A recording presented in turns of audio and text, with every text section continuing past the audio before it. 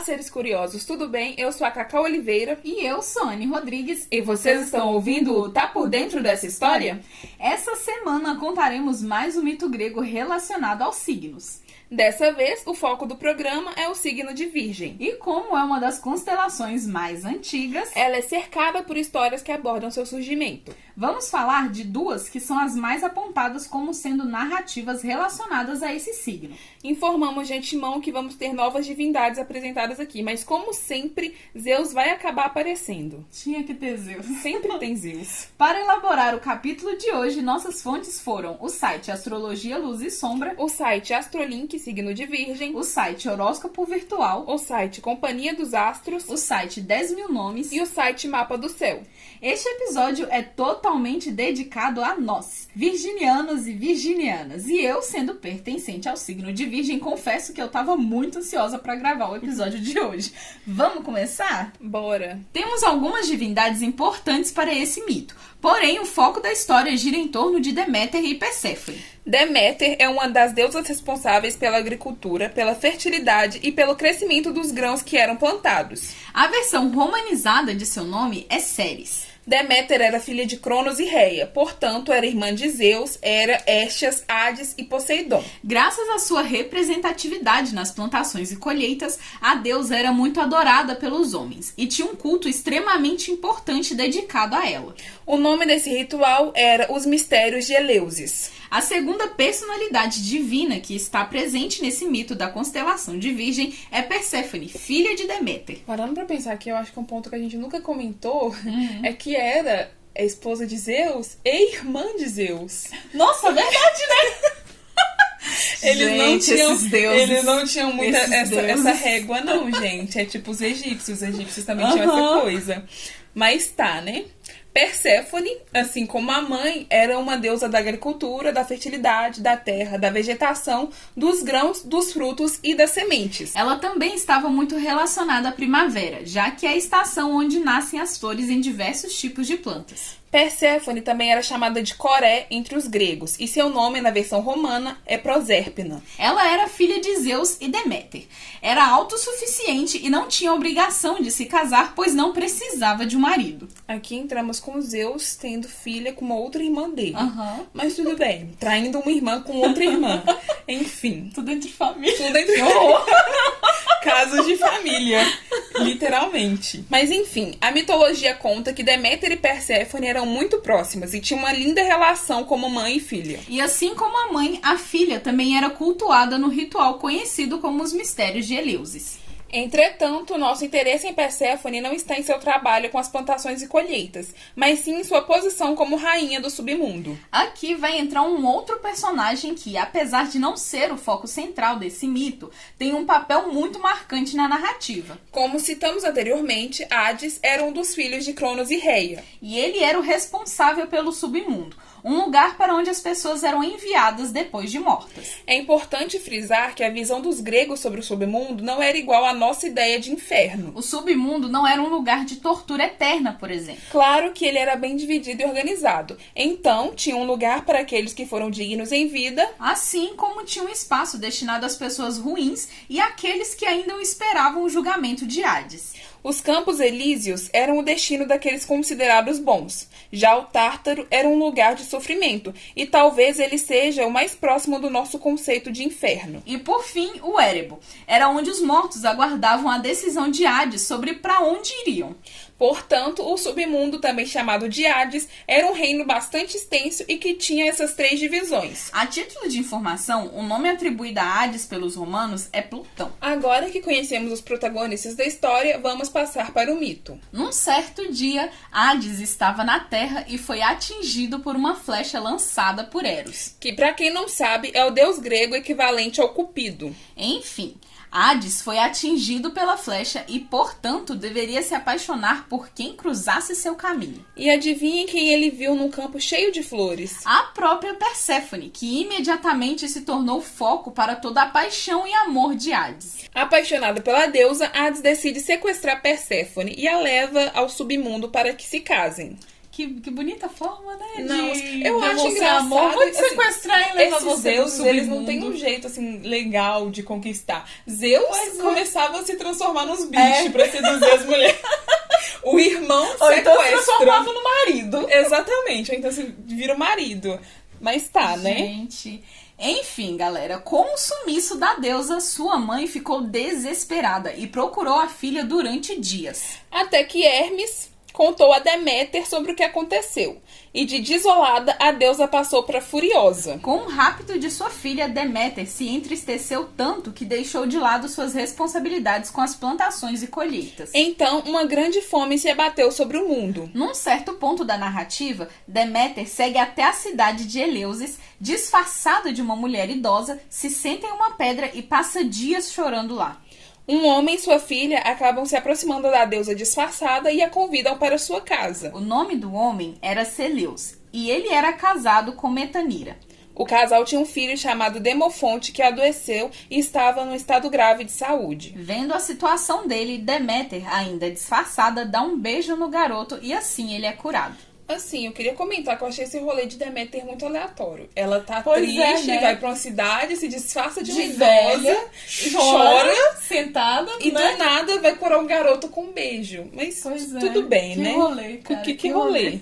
Depois de curar o jovem, a deusa decide então fazer um ritual para tornar Demofonte imortal, porém é interrompida pela mãe do jovem. Graças à interrupção, a deusa se revela e diz que um templo deve ser construído em sua homenagem na cidade de Eleusis. Por fim, Deméter anuncia que Demofonte seria um grande homem e que ensinaria à humanidade os segredos da agricultura. Diante dos acontecimentos, o mito acaba explicando também como surgiu o culto dos mistérios de Eleusis. Depois de um tempo, vendo as consequências que o sofrimento de Deméter causava na Terra, Zeus decide intervir na situação e pede que seu irmão Hades liberte Perséfone.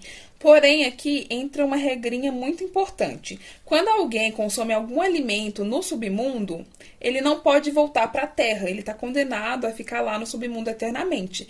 E Perséfone tinha comido grãos de romãs ofertadas por Hades, então ela não poderia voltar para a Terra permanentemente. Diante disso, Hades propôs um acordo onde Perséfone passaria uma parte do ano com ele e outra com Deméter. Nesse ponto, algumas versões dizem que a deusa ficava no submundo durante apenas 3 meses do ano, que seria o período do inverno. Onde Deméter, entristecida pela falta da filha, atrapalhava as plantações e colheitas e acabava também trazendo um período de frio. Já uma outra versão conta que a estadia de Perséfone era dividida entre 6 meses na Terra e 6 meses no submundo. Sendo que os 6 meses que ela passa com Hades equivalem ao outono e ao inverno. E quando a deusa retorna à superfície, traz consigo a primavera e os períodos de calor. Acaba que o mito também aborda sobre a interpretação que os gregos faziam para a mudança das estações.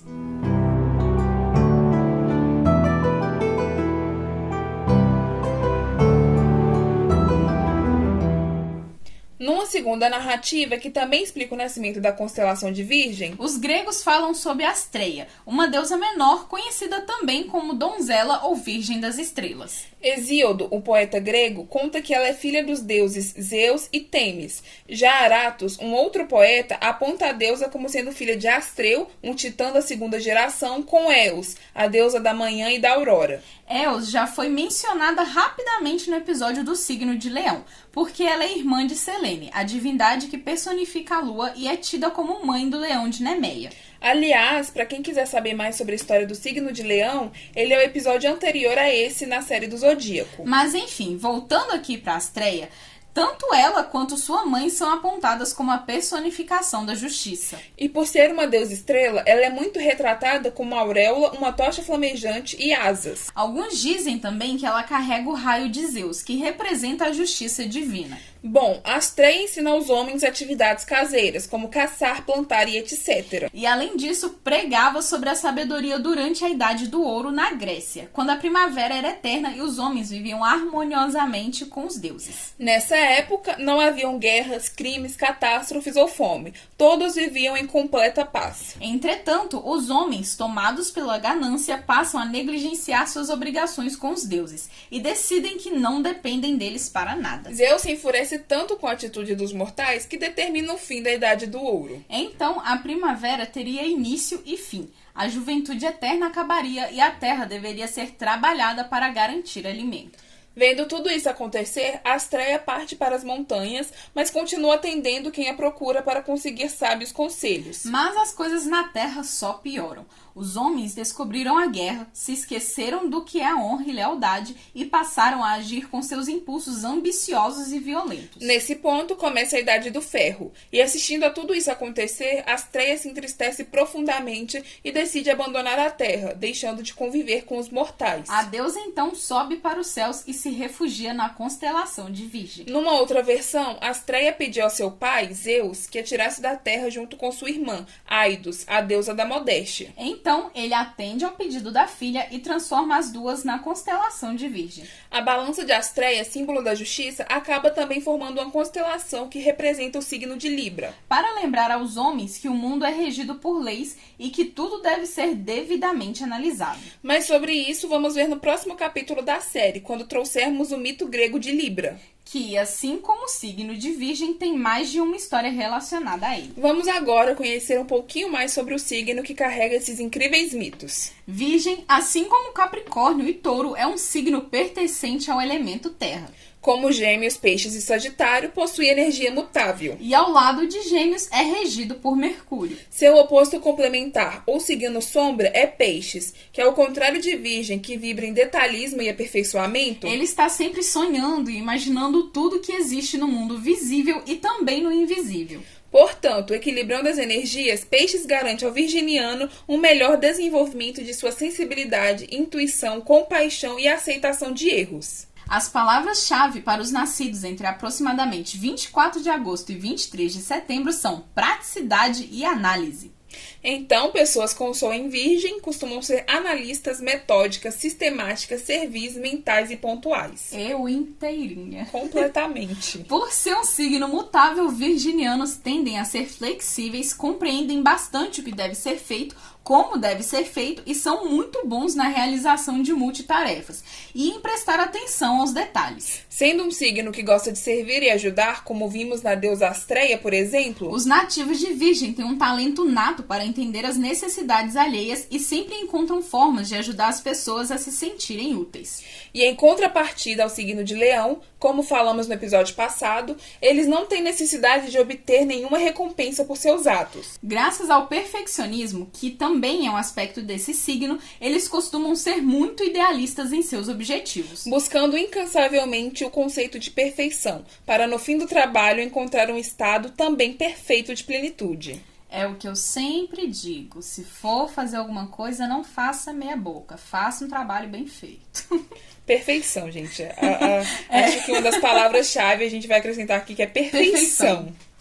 Isso é outro ponto que é contrário ao seu complementar Peixes. Porque os piscianos tendem a focar mais sua energia nos defeitos para poderem eliminar o que atrapalha. Já os virginianos focam sempre no conceito absoluto de perfeição. Exato. Erros aqui não. Não tem erros. Erros não passarão. 0 erros. Os virginianos também são muito detalhistas, autossuficientes, humildes e mesmo não precisando de ajuda de outras pessoas, eles gostam de ter uma companhia e ter alguém para agregar em sua vida. E por falar em alguém, no amor... Ai, o amor... Virgem gosta de dar atenção aos mínimos detalhes. São atenciosos, minimalistas e analisam sempre suas relações. Sim. Só digo isso, sim. Por serem pessoas muito críticas, não costumam se jogar de cabeça nos relacionamentos, sem antes observar, avaliar toda a situação e o que sentem. E, gente, isso é muito real, muito, muito real. Eu gosto de conhecer, de saber as profundezas da pessoa, sabe? Aquela pessoa que ela guarda lá no interior dela, porque eu fico com muito... um receio, assim, isso é tema de eu levar pra terapia. Eu fico com muito receio de quando chegar nesse interior da pessoa, eu não gostar. Então, antes de eu me entregar pra ela e aquele negócio todo e tudo mais, eu tenho a necessidade de conhecer tudo a respeito daquela pessoa. E como uma pessoa que é espectadora das situações em que a Anne se encontra, Eu tenho absoluta certeza que, tipo assim, detalhes ganham ou perdem ela. Nossa, sim. É sempre um A diferente que a pessoa fala ali, já vai fazer muito efeito. É um negócio que eu comento muito com a Cacau, é que, assim, às vezes eu tô com um conversante, um negócio assim, a pessoa fala um A que eu não gosto, já perco o interesse total na pessoa e já falo, ai, não quero mais, essa pessoa não é pra mim, por conta de um A que a pessoa soltou. Detalhes, gente, detalhes. Detalhes importam e fazem diferença. Exatamente. Mas, apesar de tudo isso, virginianos são sim capazes de se apaixonar perdidamente. Porém, eles gostam de ir mais devagar, absorvendo e entendendo cada etapa da relação. Entretanto, aqueles que nasceram em Virgem ou têm uma forte presença desse signo em seu mapa devem tomar cuidado para não forçar seus ideais de perfeição sobre os outros. Outra coisa a se ter cuidado é que os virginianos podem acabar bancando os mártires quando sentem que sua ajuda não é necessária ou é ignorada. Outro ponto que eu tenho que comentar, porque como a boa virginiana que eu sou, gente, eu odeio me sentir inútil. Detesto me sentir inútil. Tipo assim, igual eu tava comentando, né, com a Carol quando a gente tava passando roteiro, né, gente? Porque a gente tem que, né, passar o roteiro e tudo mais. Eu não gosto de ser usada, sabe? De saber que a pessoa só tá comigo porque eu ajudo ela de alguma forma. Interesse. Mas eu também não gosto que as pessoas ao meu redor não precisem de mim pra nada, sabe? Eu preciso que elas precisem de mim, sabe? Um ponto aqui a ser trabalhado. Outro ponto a levar pra terapia, melhore. Bom, alguns outros pontos negativos que devem ser trabalhados aos nativos desse signo é que eles podem ser muito autocríticos e se cobrarem demais, levando a uma possível ansiedade. Gente, mais um ponto que eu venho aqui bater a tecla. Gente, me critico demais. Um negócio que a gente tava comentando sobre erros, né? Porque virginiano não aceita erro. No meu caso, eu aceito erros vindo dos outros. Sabe, quando outras pessoas erram, eu falo, gente, tá tudo certo, o erro é pra gente aprender. São humanos. Faz parte, vocês são humanos, mas agora eu errar, não admito. Porque ela não é humana, no caso, não sou né? humana, sou perfeita demais pra ser humana. É uma sobre-humana. Mas, enfim, além dessa autocrítica toda, os virginianos também costumam ser muito rígidos e têm dificuldades em lidar com imprevistos. Meu Deus. Mais um ponto. Gente, eu fico estressadíssima. Nossa. Quando as coisas saem dos meus planos, dos meus planejamentos. Eu não consigo. Isso é real. Eu não consigo lidar com imprevisto, com coisa que eu não tava esperando, né, acontecer. Quando a coisa sai um pouquinho do roteiro, ela, tipo assim, ela programa todo um rolê. Se tiver alguma coisa no meio do rolê que ela não tava imaginando que poderia acontecer... Aí me desestabiliza toda. Nossa, ela sai do centro de equilíbrio dela. Outro ponto. Vários pontos aqui. Os virginianos também podem ser pessimistas, teimosos, têm grande dificuldade em relaxar e descansar a mente e são muito preocupados com o futuro. Gente, entre esses pontos que eu citei, eu só discordo de ser pessimista, no meu caso. Eu sou muito otimista, sou uma pessoa muito vibe, entendeu? Nossa, demais. Eu só consigo lembrar de quando a gente chegava na escola... 7 horas da manhã. Tipo assim, a gente entrava por portões diferentes e se encontrava no pátio. Daí eu descia toda trevosa, com sono. Uma aura negra, assim, em volta, uma aura pesada. E eu descia assim, gente, eu não queria dar bom dia, eu não queria rolar com ninguém. Do outro lado, vinha a Anne, toda sorridente, toda pulando, toda bom dia, bom vida. Dia, Cacau. Bom dia, mundo. E assim, esse é o nível de otimismo dela. Pois é, mas entre esses pontos, teimosia, dificuldade pra relaxar e descansar a mente e ser muito preocupada com o futuro, realmente eu sou super assim mesmo. Então, além de trabalhar todo esse ponto, a galera de Virgem também tem que trabalhar muito a questão que a gente falou, né, da autocrítica excessiva, porque isso pode acabar prejudicando a autoestima deles e causar muito estresse. Sim. E em relação às pessoas ao redor, podem agir de forma fria, intolerante e têm dificuldade de expressar seus sentimentos. Nesse ponto, eu realmente tenho muita dificuldade em expressar o que eu sinto, principalmente com palavras. Eu não consigo chegar e falar, olha, pessoa, eu tô sentindo isso. Tô chateada, tô feliz. Tô chateada, não consigo. Mas em relação às pessoas ao redor, igual eu tava conversando com a Cacau. Quando eu não conheço a pessoa, aí realmente, caguei. Sabe? Não chegue perto de mim. Mas quando eu já tenho uma intimidade com a pessoa, aí eu sou um amor, né? Cacau tem propriedade pra falar. Exatamente, ela é toda um amor. Ela encarna a Perséfone, gente. Ela é toda flores, primaveras e tudo mais. Quando você já tá íntimo. Quando você não tá íntimo, entendeu? Ela te olha igual um gato arisco. Pois é. E então, resumindo, como uma boa virginiana que sou, devo comentar que me encontro muito nesse signo. Totalmente. Eu nasci pra ser de virgem. E tanto nos aspectos positivos quanto nos negativos tem tudo a ver comigo. Aqui ela já tá exercendo o lado sombra pisciniano. Não é? Que ela tá aqui aprendendo que ela tem pontos negativos. Entendeu? Exato. Eu não sou tão perfeita assim. Porque assim, se ela estivesse ignorando, ela ia falar, não concordo com nenhum ponto negativo, porque não existem pontos negativos em mim. Não existem.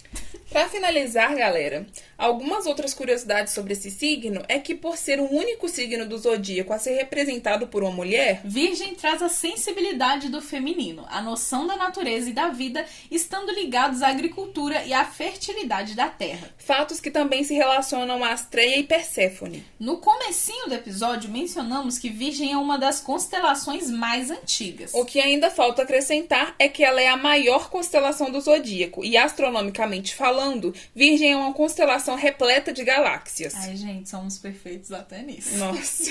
O termo Virgem, atribuído como nome do signo, não está apenas conectado àquela ideia comum de inocência e pureza. Ele está ligado mais profundamente na constante busca de perfeição pessoal e integridade. Tendo Mercúrio como regente, a comunicação também acaba sendo algo importante para os virginianos. Gostam de conversas claras e francas.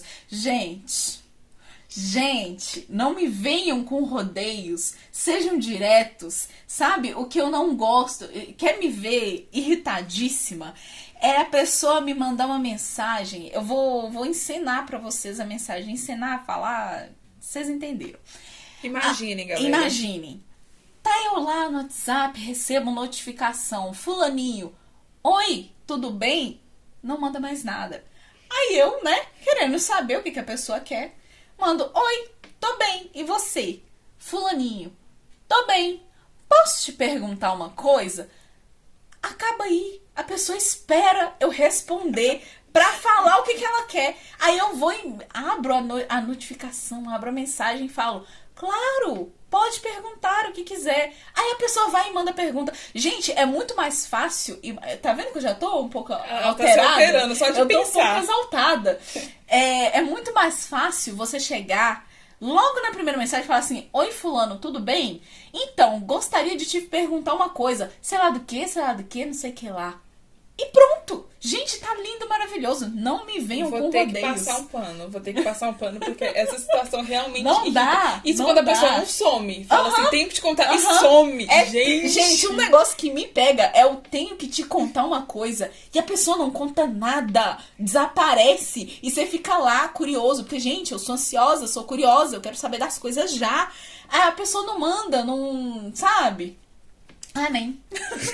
Resumindo, nem. Mas enfim, ainda sobre Mercúrio, as características intelectuais e informacionais que cercam esse planeta podem ser as responsáveis pela eficiência e organização do signo, além da atenção voltada aos detalhes. Bom, é com todas essas informações que terminamos mais um episódio da série do Zodíaco, homenageando a Anne e todos os nativos e nativas desse signo. Contem pra gente qual foi a versão do mito que mais gostaram. Particularmente, eu acho que os dois são ótimos representantes da história. Até porque o sequestro de Perséfone não tem nenhuma característica ligada à constelação em si, mas muitos aspectos da deusa são perceptíveis também no signo de Virgem. Mas vocês também podem nos enviar uma mensagem dando sua opinião sobre isso. Lembrando que tanto o nosso @ do Instagram quanto o e-mail estão na descrição do episódio. Nos sigam, curtam, avaliem, comentem nos episódios, porque assim saberemos como ajustar o podcast ao gosto de vocês. Seguindo a ordem do Zodíaco, o próximo episódio será sobre o signo de Libra.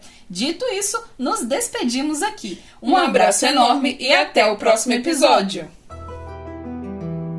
Esse episódio foi gravado por Carolina Oliveira e Flaviane Rodrigues. Roteirizado por Carolina Oliveira. Editado por Flaviane Rodrigues. E as artes do episódio foram feitas por Carolina Oliveira e Flaviane Rodrigues.